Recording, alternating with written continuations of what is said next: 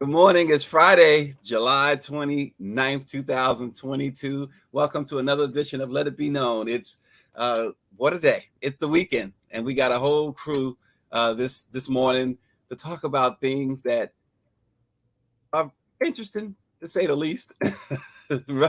Russia is saying no deal yet for a prisoner swap between the notorious arms dealer Viktor Bout and WNBA superstar Brittney Griner. And the Russians have cited a particular reason why a deal may not get done, even though the U.S. is offering the merchant of death. We're going to tell you what that reason is this morning. And police in New York say they're not only trying to solve the robbery of a Brooklyn church pastor, but like others, they're still scratching their heads as to why the pastor and his wife had over $1 million in jewels on them when thieves held them at gunpoint at the church and took valuables. Also, that pastor's in hot water for something else. And a new political party comprised of former Republicans and former Democrats is launching ahead of the 2024 presidential campaign. We will talk about that. Also this morning, Josh Hawley, you got to love him, right? He has a new book coming out called Manhood. And boy, was he clowned after video showed him running for his life from the insurrectionists whom he fully supports during the Capitol riots. And what about Rep. Matt Gaetz, one of a number of Republicans who voted against an anti-human trafficking bill? A persistent reporter kept asking Gaetz whether he was a pedophile. He didn't have an answer. And finally, we do remember this morning Mary Alice Smith, known for her role as Letitia on A Different World and Effie Williams on Sparkle. She died yesterday at the age of 85. We discussed all of that this morning and perhaps some more with Cheryl Smith, the publisher of the Texas Metro News and iMessenger Media, Terry Sanders from the Omaha Star, and of course, the wonderful, great Sam P.K. Collins. What's up, y'all? Hey. Good morning. Peace and blessings. Hey, so Russia's saying no deal yet for Brittney Griner, and they cited one thing. I don't know if this is the only reason, they play in politics or whatever, but they said, we don't negotiate publicly. What are you doing, America? Why are you putting this out there? We usually tell people after the deal is done. Is that why they've been, we in the beginning, you remember the WNBA, nobody really speak on this. So is that a reason why this deal hasn't been done? Russia saying America talks too much. Well, that's the height of hypocrisy, because Russia loves Donald Trump, and there's no one who talks more than Donald Trump. So, cut with the bull, cut with the false narratives, and just even talking about getting down to business about this so-called swap. I'm surprised that the people who are over here on these waters, on this land, who are saying, well, we don't negotiate with terrorists, or they're making excuses for keeping her there. Just like when Trayvon Martin happened and President Obama said that could be my son. I'm looking at Brittney Griner saying that could be my daughter. Yeah. That could be my sister's daughter. That could be.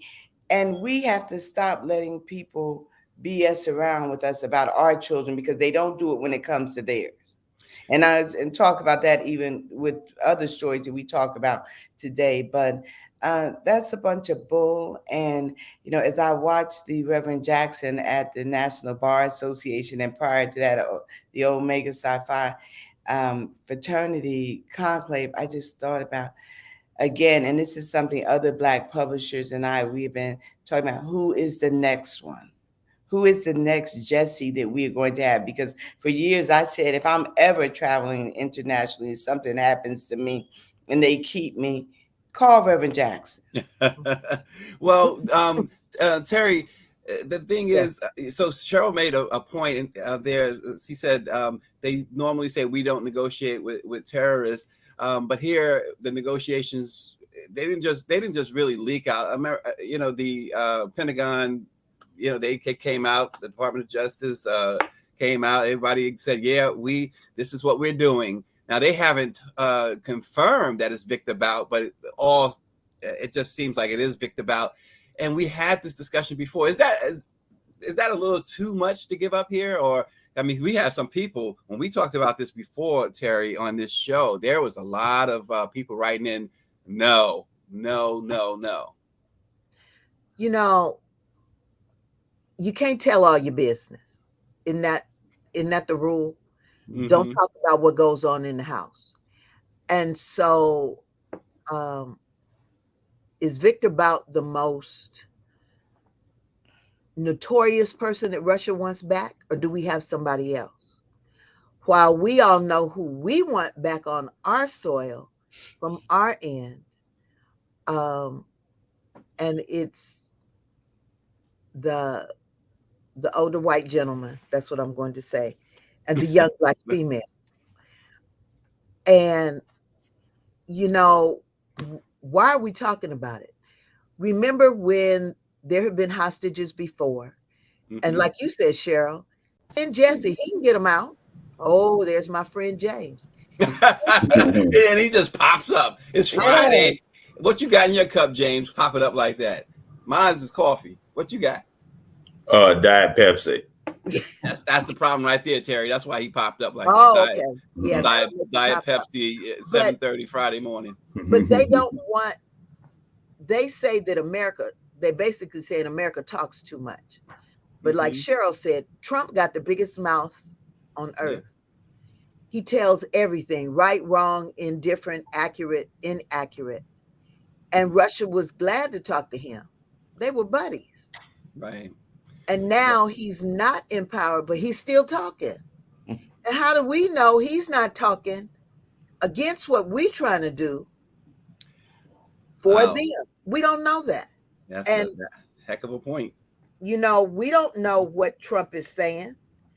Yeah. I mean, because he's not the president, he still has a working relationship. Yeah. Well, that was the thing, right? But let me throw this out there though. And I think, I know Greer was the first who brought this up to me when we were talking about this, I guess, yesterday. So they say the trade goes to Victor Bout. They bring Brittney Griner home for Victor Bout. Who will Russia look to snatch up next? Will it be Rihanna or Beyonce? Sam, any thought on that? And what would they ask? They better not get Beyonce. Well, I've said this repeatedly in my circles. Anybody with a U.S. passport needs to be wary these days about wherever they go, because with that U.S. passport, they are stepping into other countries on the backs of a country that is imperialistic, that has military operations all over the world, and is imposing a way of life that is just causing a lot of blowback.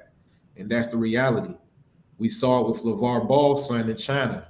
We see it anywhere else around the world where people with their American ethnocentrism go in and they do what they please. In Brittney Griner's case, I'm not going to say that's necessarily what happened to her. At the very same time, when it came to the negotiations, we're talking about social media pressure. We're talking about people in the grassroots who were really rooting for Brittney Griner and pressured the Biden administration to do something, which is why the news leaked out. Now, Russia's going to play the long haul game, and they have a lot of leverage right now because no matter what the Biden administration does, they lost. If Brittney Griner comes home, they let go of an arms dealer that's doing arms dealing without the United States, because let's keep it 100. The United States is the #1 arms dealer in the world, and they're just mad that somebody is not doing it with them. That's all it is, quiet as kept. And, right now, Russia has a lot of leverage. And I got one more thing to say about this whole Donald Trump thing. I'm not willing to trust the CIA, the FBI, any kind of alphabet boys when it comes to what Donald Trump did or did not do. I think that Russia was a scapegoat for the Democratic Party's lack of initiative in sparking the imaginations of their voting base in 2016. I think that Hillary Clinton and the other old heads of the 70s, 80s, and so forth, they need to step down. And when they didn't get what they wanted, they blamed Russia, and they did it for 4 years. And it needs to stop right now. I yield. Sam has laid the gauntlet down, and I think we can move on now to the next. Hey, this is why we love Sam. Sam, unapologetically, I'm going to say unapologetically black. Police in New York say they are not only trying to solve the robbery of a Brooklyn church pastor, but like others, they are scratching their heads, James, about why this pastor and his wife during a live stream service had $1 million in jury on between he and his wife, and as we see there, I mean, was robbed. And this pastor's got some other problems too, James. What's the deal here? You know, I can't believe this. I mean, is this real? Is this live or is it Memorex?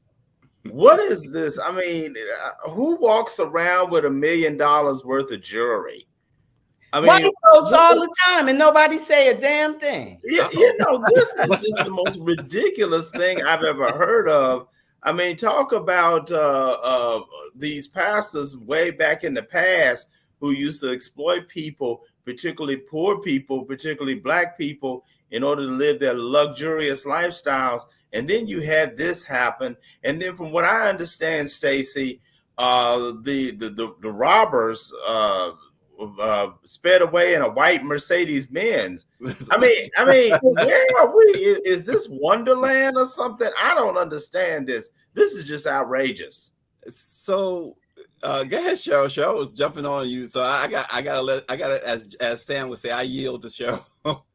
You know, it's amazing what it's like. There's a mentality that, and I'm not saying anything about the prosperity preachers or anything. Now I'm just thinking about how Black people are expected to be poor and not have money and not have affluence. And so I'm just thinking about, from the police's perspective, why you give a damn why he's walking around with it on. You don't ask white folks when they get robbed, why are you walking around with that? Because there's a psyche, there's something in our psyche that says they supposed to have it. Well, is there, but let me ask you this. I'll just throw this out there. So those we look up to are supposed to, you know, like a police officer shouldn't run the red light for no reason, right? A pastor is considered a community. He sets the tone for the community, right? So most of the parishioners, they don't have the means to do what he does, to have $1 million in jury and things of that nature. Should they understand or read the room, in other words, and say, okay, you know, maybe that's just too much in this area, and you know, I'm supposed to set the example. I mean, is there anything to that? They're entertained. Well, they aren't all entertainers, but there are a lot of entertainers who are members of every profession, and they, just like the professional athlete, they get paid to entertain. And for some people, church is a show for them. Mm-hmm. But even still, I'm looking at people. $1 million is nothing to some people. And, you know, just like even when we go, like, I'm going to talk about the Black press specifically right now, because we're supposed to get excited when somebody says, well, we're going to give you $10,000. $10,000 is not any money for a company that has 40% of their consumers look like us, but you're going to spend $10,000 to advertise with us. And we get so happy to accept pennies, and that's what it is. So, you know, for me, I don't care how much jewelry they had on. The police need to be concentrating on solving the crime, not asking why you had that much money on. That's like blaming the victim, a rape victim, for why you had on that short dress. You're deflecting, and you only do that crap with us. Well, one of the other things too, Terry, that they came up with is that this pastor, his name is Bishop Lamar Whitehead, and the church is the Brooklyn Leaders of Tomorrow International Church. They are now claiming too that he pilfered $90,000 from one of his parishioners' retirement account, and so he's being investigated for that as well. Who told that? I mean, how do they know that? Well, the fact is, okay, so there's a lawsuit. There's a lawsuit, though. There's Terry. a lawsuit. Okay, yeah. So there's a lawsuit. But again, I agree. James put in the chat, The Millionaire Next Door, and when you have it, you don't show it. Mm-hmm. And when you show it, you probably really don't have it. And that's why you're showing it. I mean, I live in the city where one of the richest men, Warren Buffett, lives. And you can see him out to dinner. He looks like a crumpled old white man. I mean, ankle plaid shirt. He drives an old used car. He doesn't live way out in Omaha. That would be West Omaha in the plush area. He lives in the center of the city. You know, he's plain old folk. He got the money. Yeah. Now let us have the money. Yeah. And Terry, they can do that because They can. if ours were walking around looking crumpy and grumpy and say, look at our pastor, can he do better? I worked at a radio station and I'd show That's up true. at the station and you'd see all of these high dollar cars. And guess what the owner drove? A Beater. Chevy, Mercury Mystique. Or something. That's what he wore. That's what he drove there. So we have different ways of dealing with the wealth or the wealth we don't have or we want to perceive to have. But again, the police don't need that question could come from other folks. You don't need to be questioning the victim about why you got $1 million. Yeah, well, that's none of their business. So I agree with Cheryl. Yeah, well, Daniela Pierre writes in that white folks do it all the time, and they wear priceless heirlooms too. And but then on the other side of the coin, David Youngblood says he has a problem with a preacher wearing $500,000 in jewelry. He says it's crazy. So you're going to have both sides of that, perspective there, right? He was taping a show, right? No, that was live. No, I was just wondering because like I put on these $1 million earrings because you all this morning. Well, I guess you're not getting just $10,000 in advertising. And we need to watch who's coming through that door. Yeah, I have to watch who's coming through the door. It's just I just wonder if he was doing a show, if he put on a jewelry for the show. But we're good at spending each other's money and watching each other's dollar for sure. Yeah, there's something called minding our business, right, Cheryl? Well, Cheryl's right, because in this vein, it's really sad to see struggling and poor Black folk, and I'm saying Black folks who are really, really concerned about how well their pastor is living. And that pastor is living, as we say in Texas, high on the hog, and they can barely pay their rent and as well as their tithes. I mean, that just doesn't make sense, but that's just what we do. James, but that's the point I was trying to make. Do people feel that there's nothing wrong with, if he has the means, he has the means, right? But to in some ways flaunt it, like I said, like a cop going through red lights just for no reason, or doing things because he can, because he wears a badge and a gun. If the pastor doing things because he's the pastor, is it, all things are lawful, but not all things are advantageous, right? So what's wrong with wanting to look good? Yeah, and Stacey, come on. I mean, what about, we could talk about the people who go to the grocery store and buy this cart full of food with food stamps and then buy $50 worth of dog food. How can you take care of a dog, when you got us paying for there are just so many ways we could look at what folks are doing with their money. What about the folks who have very little money and you see them walking around with gold chains on? Some of them are real, some of them are not. It's it's still when solve the crime, and that is do your job, do it like you would do it with anybody else. Solve the crime. It is not your job to ask the why you're wearing what you're wearing. Now, I guess we could do that, but I got other things. Bring Brittney home. Bring Sam. Let me give Sam the last word on that. Go ahead, Sam. I'm very interested to know what's the pastor's dealings in the community. He actually ran for Brooklyn Borough President.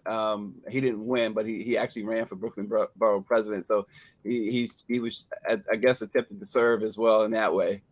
Okay. I mean, nonetheless, I I'm trying to have a nuanced view on it. I don't like looking at, the scripture and in terms of like, struggle versus decadence. But what I will say is that over the last few decades, the church has, as a whole, not any particular church, but the church as a whole has gotten away from, doing the service in the community and talking more about, prosperity and talking more about this heaven that is after, life, instead of encouraging people to build their heaven on earth. And, this cult of leadership has really emboldened a lot of pastors to think of themselves as a demigod. Whether that's the case with this pastor, I'm not going to speak on, but I think that the $1 million in jewelry to a degree really speaks to that. And what we saw, if you analyze it on a deeper level, is a result of, just the gap between the so-called leaders and the people who they're talking about serving, and this happens all the time with rappers in the drill culture. Rappers, they pinpoint their location, they go on live with their jewelry, and then the same thing happens to them because they're flaunting something that everybody else wants. And if you focus on the decadence and the materialism, then that is exactly what happens. Yeah. Well, a new political party comprised of former Republicans and former Democrats is launching ahead of the 2024 presidential election, moving forward together. You see there, Andrew Yang, I believe that is. And so, James, you're the historian. What's the deal with this, and will they have an impact? I'll be very direct. The answer is no.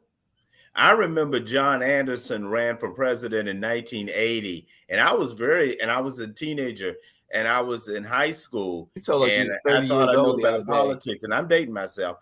And in 1980, because I didn't want Ronald Reagan to be president, but I wasn't crazy about Jimmy Carter either. So this man named John Anderson, who was a Republican congressman, ran an independent campaign for president, and he did very well, but he didn't win. And then that crazy Ross Perot ran in 1992 and in 1996, and he didn't win. So I don't believe in this movement. I think this is just another movement from people who are frustrated because they haven't, as Sam put it, I'm paraphrasing Sam, who haven't organized and gotten themselves together in order to take back the parties that they claim to have lost.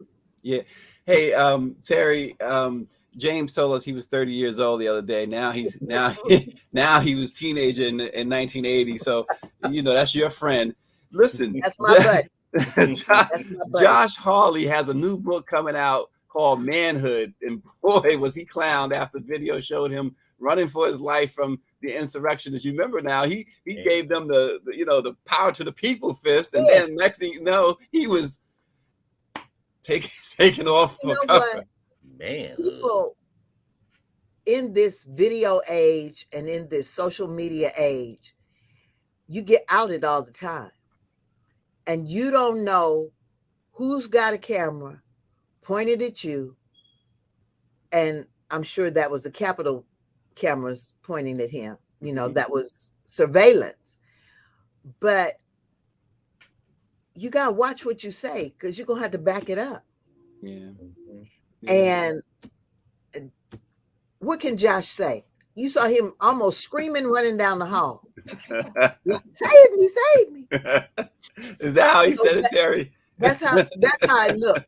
That's how it looked. Save me, save me. It seems like, I can see that's that. That's how it seemed. So now you want to come out with your book. And people are like, really, Josh? What?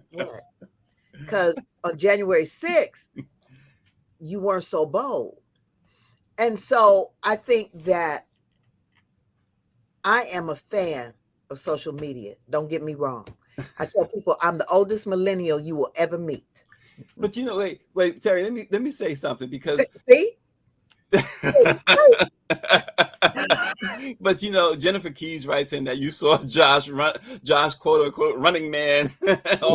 But isn't that, guys and ladies, isn't that the typical bully? Like when he's with his crew, he's all he's all that, and then you see he by himself there, he's fleeing. Right? Isn't that typical? Yeah, he has no backup, and it's human. Because had I been there, I'd have been running and hollering. I'd have been screaming. I'd have been, ah! You know what? Or keeping my mouth shut. Joe would have been clutching her $1 million earrings. Yeah. But I think Cheryl would have probably, she'd have taken a boxer stance. She'd have been ready to fight. I'm from Jersey. They're not taking nothing laying down. But you know, is that really news? I mean, Brittney coming home is news. Brittney coming home.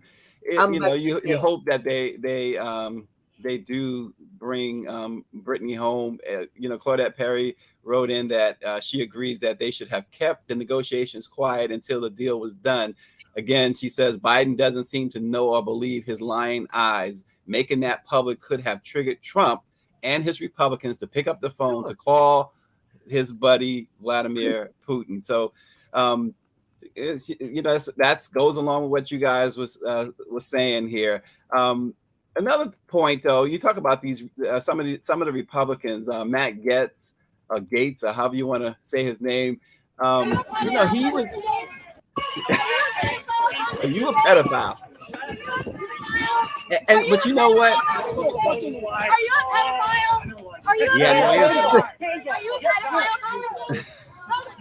But you know what precipitates that is his behavior. There's some reports out there with him with underage girls, but also he voted against. He was among those Republicans who voted against an anti-human trafficking bill. And we know human trafficking is a major problem. Yeah. Especially here. It's really interesting, the things that distract us as we think about what's really going on in the world. And you mentioned about another party started.